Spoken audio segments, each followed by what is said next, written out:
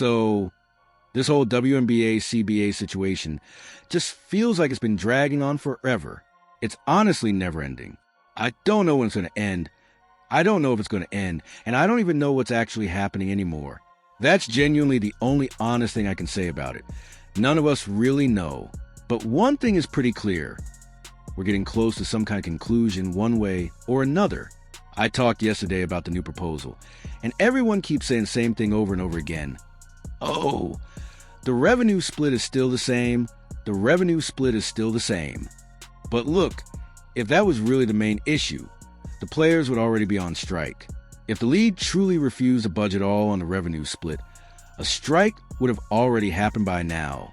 There's no chance the players would just sit quietly if nothing was moving. The reality is, the players are never going to get the revenue structure they actually want. They might get close to the salary numbers they're asking for, but they're not going to get the structure itself. The way the league's finances are set up just doesn't allow for it. And Adam Silver shut that idea down from the very beginning. And honestly, he's probably the person who wants this league to survive more than anyone. If even he says no, then it's basically dead on arrival. The league would literally collapse before they completely change the payment structure. There are just too many stakeholders involved. Even if every single WNBA owner agreed with the players, it still wouldn't pass in the end. There are way too many NBA owners involved, too many shareholders, too many people with power who don't want to take the risk. Now, the league did offer an extra $50K per player, and personally, I don't think the players are going to accept that. My guess is the players come back and say, forget the percentages, forget the revenue split, let's talk real numbers. $7 million. That's what I think they'll push for. No more, this is the base and it could rise to this. Whatever you say it can rise to, that becomes the new base salary. $7 million total, with 12 players. That's about $600K on average, maybe a max of $1.5 million. And honestly, I think that's a number the league won't push back too hard on. At this point, we're talking about maybe $2 million extra per team per year.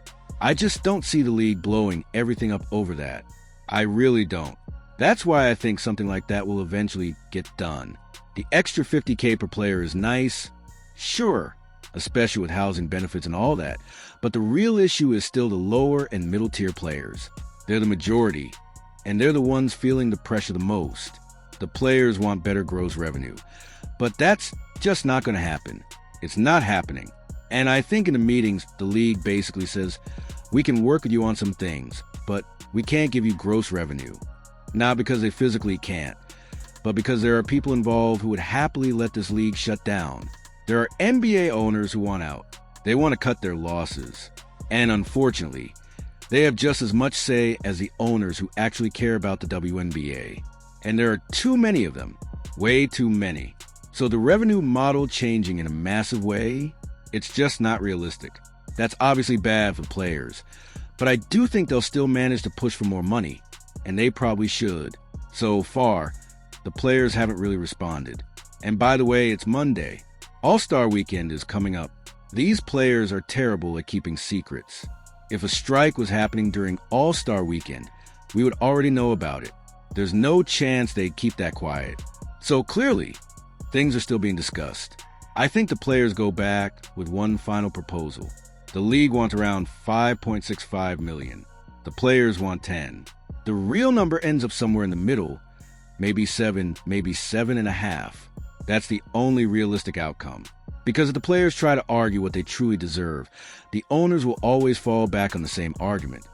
This league lost money for 30 years and was kept alive by the NBA. And whether you like that argument or not, it's always going to be used. Personally, I don't fully agree with it because the league is in a much better position now and probably could survive on its own. But the NBA still owns percentage. They funded it for decades, and in business, people don't just give up future profits out of kindness, especially billionaires. I want the players to make as much money as possible. I really do. But I also think if this drags on and the league shuts down, that helps nobody. That would be an absolute disaster for women's basketball. So yeah, that's basically where we're at. We're in the final stretch. It's February 9th. By this time next week, we'll probably know if there's even going to be a season. If nothing gets done, the players will strike. No doubt about it.